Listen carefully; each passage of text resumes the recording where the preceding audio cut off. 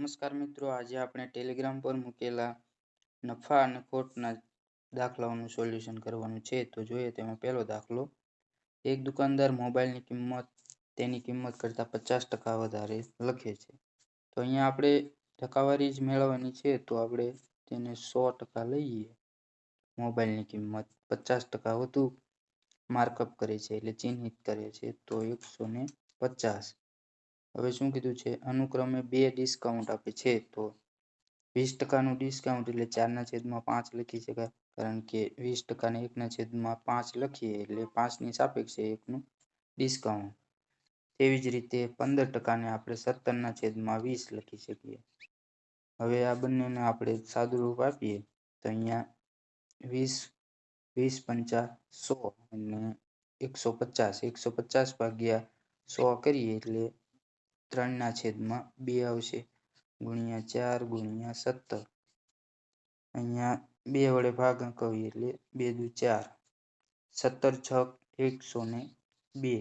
તો હવે આપણે ધાર્યું તો કેટલી કિંમત 100 અને આપણને ડિસ્કાઉન્ટ આપ્યા બાદ તેની કિંમત કેટલી થશે? 102. તો આપણે નફો કેટલાનો થયો? 2%નો. 2નો નફો થયો 100ની સાપેક્ષે, એટલે 100 ગુણ્યા 100 એટલે અહીંયા આપણે 2%નો નફો કહી શકીએ. તો અહીંયા જવાબ આપણો આવશે 2%. લેખની કિંમત ચિહ્નિત કિંમત આપેલ છે આપણને, જે ખરીદ કિંમત કરતાં વધારે લખેલી હોય તે ચિહ્નિત કિંમત કહેવાય. એટલે અહીંયા આવશે 1800 ચિહ્નિત કિંમત. જો દુકાનદાર ચિહ્નિત કિંમત પર 20% ડિસ્કાઉન્ટ એટલે 1800ના 20%, એટલે અહીંયા આપણે કેટલું આવશે? 18 દુ 36, 360.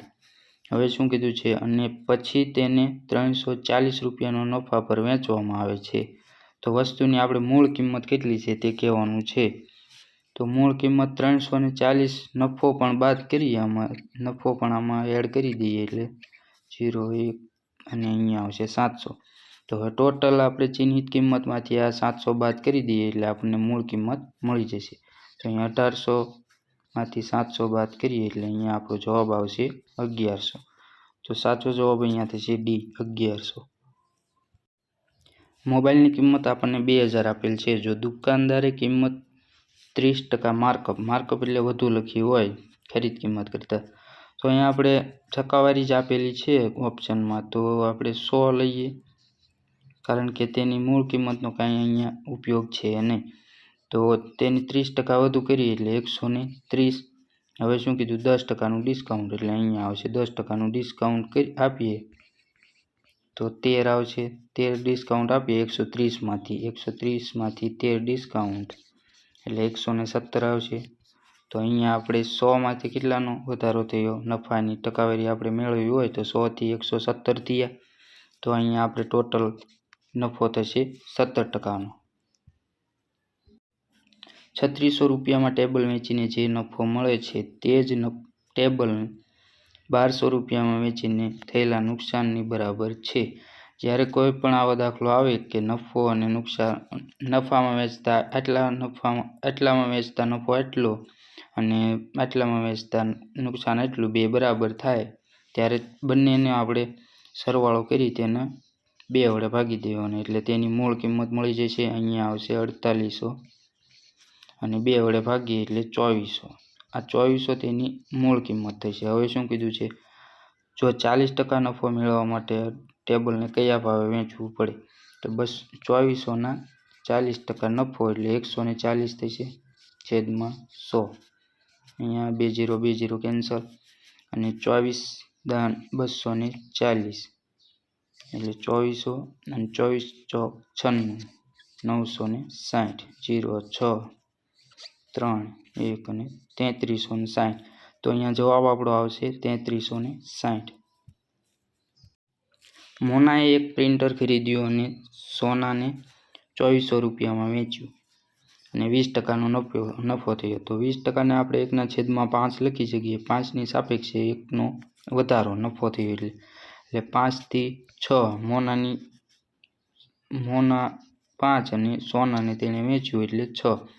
એટલે 6 રેશિયો બરાબર 2400 થશે. 1 રેશિયો બરાબર 400 આવશે. તો અહીંયા 5 રેશિયો બરાબર અહીંયા આપણે 2000 લખી શકીએ. 1 રેશિયો બરાબર 400 છે એટલે. તો હવે શું કીધું છે, જો તેને 60% નફો મેળવવા માટે મોનાએ પ્રિન્ટરને કઈ કિંમતે વેચવું પડે તો 2000ના 60% વધુ કરીએ એટલે 160%. અહીંયા જવાબ આપણો આવશે 3200 રૂપિયા.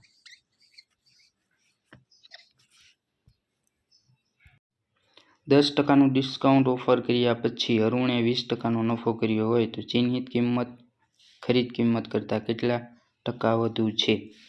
તો હવે આપણે સૌપ્રથમ રિલેશન મેળવવું પડશે.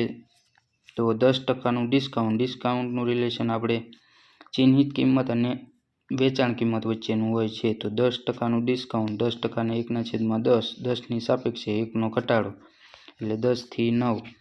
આ ચિહ્નિત કિંમત એમપી માર્ક પ્રાઇસ અને એસપી આવશે સેલિંગ પ્રાઇસ. તેવી જ રીતે નફાનું કીધું છે તો 20%નો નફો તો 5ની સાપેક્ષે 6 આવશે. તો 5 એ સેલિંગ પ્રાઇસ થશે એટલે કોસ્ટ પ્રાઇસ થશે ખરીદ કિંમત આપણે, અને 6 એ સેલિંગ પ્રાઇસ આપણી વેચાણ કિંમત. તો હવે બંને બાજુ આપણે 6ને સમાન કરવા અહીંયા 3 વડે અને આ બાજુ 2 વડે ગુણવા પડે. આ બંને રેશિયોમાં આપેલ છે. તો હવે 20 આવશે 18 અને અહીંયા 3 વડે ગુણીએ એટલે 15 અને 18. હવે શું કીધું છે, ચિહ્નિત કિંમત ખરીદ કિંમત કરતાં કેટલા ટકા વધુ છે. તો ચિહ્નિત કિંમત 20 અને ખરીદ કિંમત આપણે 15 મળશે. તો 5 વધુ છે કોના કરતાં, ખરીદ કિંમત કરતાં એટલે 15 કરતાં ગુણ્યા 100. તો અહીંયા જવાબ આપણો આવશે 100/3 એટલે 33.33%.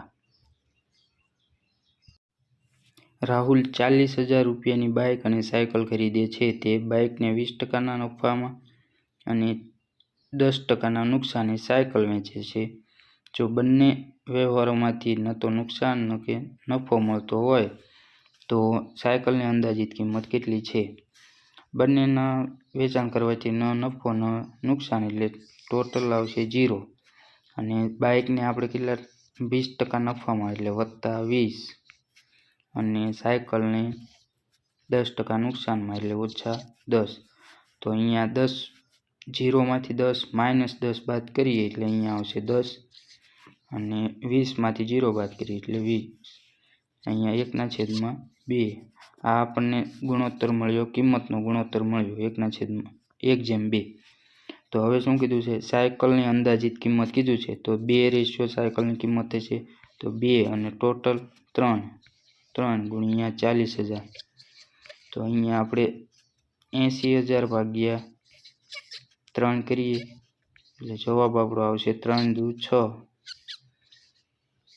2 0, 3 6 18, 2 0. તેવી રીતે ચાલતું રહેશે એટલે અહીંયા આપણે આવશે 26,666 રૂપિયા. તો સાચો જવાબ અહીંયા થશે એ. દુકાનદારે આર્ટિકલ એને 20% નુકસાનમાં વેચ્યો અને લેખ એની કિંમત 4500 રૂપિયા છે. તે જ રકમથી જો એ 20% નુકસાને વેચ્યો અને એની કિંમત આપણે 4500 રૂપિયા છે એટલે 20%નું નુકસાન એટલે 5 થી 4. કિંમત આપણે કેટલી આપેલ છે 4500 એટલે 5 રેશિયો બરાબર 4500, 1 રેશિયો બરાબર 900 આવશે. તો હવે 4 રેશિયો બરાબર કેટલા 3600 થશે. હવે શું કીધું છે 3600 રૂપિયામાં તેણે વેચી દીધું કારણ કે 20%નું નુકસાન કર્યું. જો તેણે તે જ રકમથી તેણે આઇટમ બી ખરીદી અને તેને 30% નફા પર એટલે 3600ના 30% નફા એટલે 130 ગુણ્યા 100. તો આ બંને 0 જશે અને તો 36 × 36 અહીંયા આવશે 3600 અને 36 તેરી 1080, કારણ કે 36 તેરી 108 એટલે પાછળ 0 1080. તો 0 8 6 4680 આપણને ટોટલ મળશે. અને તેણે કિંમત કેટલાની ખરીદી હતી 4500 રૂપિયા. તો 4500 બાદ કરીએ એટલે અહીંયા જવાબ આપણો આવશે 180 રૂપિયા. તો ટોટલ તેને 180 રૂપિયાનો નફો થશે. રાજેશે 30 રૂપિયા કિલોના ભાવે 23 કિલો ચોખા અને 35 રૂપિયા કિલોના ભાવે 32 કિલો ચોખા ખરીદ્યા છે. તો 30 રૂપિયાના કિલોના ભાવે 23, એટલે અહીંયા આવશે 23 × 3 = 69, અને 35 રૂપિયા કિલોના ભાવે 32 કિલો ચોખા, એટલે 35ને ડબલ કરીએ એટલે 70, અને 32ના અડધા કરીએ એટલે 16, 16 × 7 = 112. હવે આ બંનેનો સરવાળો કરીએ આપણે તો 690, 01, 1810. હવે તેણે આખા ચોખાને 42 રૂપિયા પ્રતિ કિલોના ભાવે વેચ્યા. તો ટોટલ આપણે વજન કેટલું? 23 કિલો અને 32 કિલો. ટોટલ વજન આપણે 55 કિલો આવશે. હવે તેને 42 રૂપિયાના ભાવમાં વેચ્યા, એટલે 55 × 42, 110 × 21, કારણ કે 2 ને આ બાજુ ગુણ્યા એટલે 110 × 21, એટલે 21 × 11 કરીએ એટલે 1, 2, 1 ને 2, અહીંયા આવશે 2310. હવે 2310 આપણે ટોટલ વેચ્યા ચોખા વેચ્યા પછીનો આપણને 2310 મળ્યા, અને આપણે ટોટલ કેટલામાં ખરીદ્યા? 1810માં ખરીદ્યા, એટલે 0, 0, 23, 18 ને 5, તો ટોટલ આપણને કેટલામાંનો? 500નો નફો થયો. તો અહીંયા આપણો જવાબ આવશે 500નો નફો. લેપટોપની કિંમત 6500 રૂપિયા છે. જ્યારે દુકાનદારે લેપટોપ વેચ્યું તો તેને આપણે કિંમત સીપી ખરીદ કિંમત 6500 વેચ્યું એટલે 2000 મળ્યા, એટલે 2000 પ્લસ કરીને વેચ્યું છે, એટલે એસપી એટલે વેચાણ કિંમત 8500 થશે. હવે શું કીધું છે?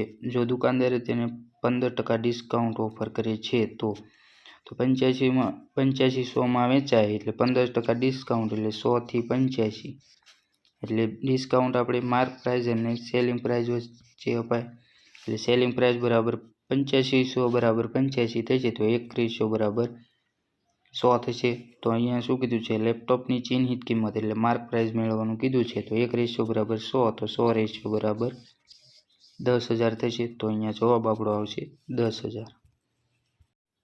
દુકાનદાર પાસે ચોક્કસ સંખ્યામાં લેપટોપ છે. તેણે 40% લેપટોપ 20%ના નફામાં. હવે આપણે ધારી લઈએ કે 100 લેપટોપ છે, 100ના 40% એટલે 40, અને અહીંયા આવશે 60%. 40%નો લેપટોપ 20%ના નફામાં. તો 20%ના નફામાં વેચે એટલે 40%ના 20%, એટલે અહીંયા આવશે 48, કારણ કે 40ના 20% એટલે 4 દુ 8, આ બંને 0 કેન્સલ થશે, 8 વધારે થશે. તો તેવી જ રીતે બાકીના 10% નુકસાને વેચ્યા, તો આ 60ના 10% નુકસાન, એટલે 60ના 10% કરીએ એટલે 6 આવશે, તો 60માંથી 6 બાદ કરીએ એટલે 54. તો આ બંનેનો સરવાળો કરીએ 12, 1 અને 102. હવે ટોટલ આપણે 100 ધાર્યા છે અને આપણે મળ્યા કેટલા? 102, તો 2નો વધારો થયો તે નફો મળશે. તો 2 રેશિયો બરાબર 10, તો 1 રેશિયો બરાબર કેટલા થશે? 5. તો હવે અહીંયા શું કીધું છે? લેપટોપની સંખ્યા, તો લેપટોપની સંખ્યા આપણે 100 ધારેલી હતી અને 1 રેશિયો બરાબર 5 મળ્યા, તો 100 રેશિયો બરાબર 500 મળશે. તો અહીંયા સાચો જવાબ આવશે બી 500. મોબાઈલ અને લેપટોપની ખરીદ કિંમતનો ગુણોત્તર આપેલ છે. મોબાઈલ અને લેપટોપ ખરીદ કિંમત 5:9, ખરીદ કિંમત એટલે સીપી. અને લેપટોપ અને કમ્પ્યુટરની ખરીદ કિંમત, લેપટોપ અને કમ્પ્યુટર 3:2. તો હવે અહીંયા બંને બાજુ લેપટોપને સમાન કરવા, અહીંયા 3 વડે ગુણવા પડે, એટલે 9:6 થશે. હવે શું કીધું છે? કમ્પ્યુટરને 20%ના નફા પર વેચાય અને તો તેની વેચાણ કિંમત 14,400 આપેલ છે. તો અહીંયા પણ ખરીદ કિંમત આપેલ છે અને તેની વેચાણ 20%નો નફો એટલે 5 થી 6 રેશિયો બરાબર આપણને 14,400 મળશે. 1 રેશિયો બરાબર આપણે 6 વડે ભાગ કરીએ એટલે 1 રેશિયો બરાબર 24 મળશે. એટલે 1 રેશિયો બરાબર 2400 મળે, તો અહીંયા 5 રેશિયો એટલે આપણે તેની મૂળ ખરીદ કિંમત આપણે મેળવી હોય તો 5 રેશિયો 24 × 120 એટલે 12,000. તો અહીંયા તેની મૂળ કિંમત 12,000 થશે. હવે અહીંયા આપણને ગુણોત્તરમાં 6 રેશિયો આપેલ છે, તો 6 રેશિયો બરાબર 12,000. તો 1 રેશિયો બરાબર આપણને 2,000 મળશે.